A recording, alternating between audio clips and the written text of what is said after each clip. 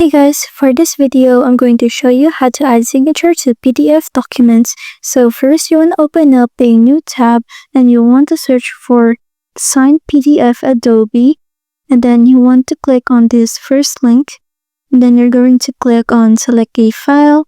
Then you want to upload your PDF file. And if it's your first time using this website, it will ask you to sign in into your Adobe account.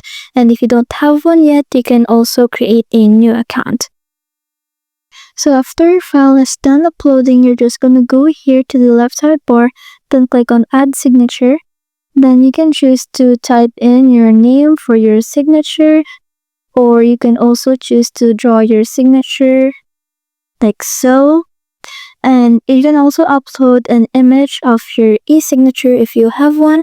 And after you've done that, just click on Save and you will see your signature over here at the side. Then you're just going to drag it over here to your file and you're just going to put it to where you want the signature to be in.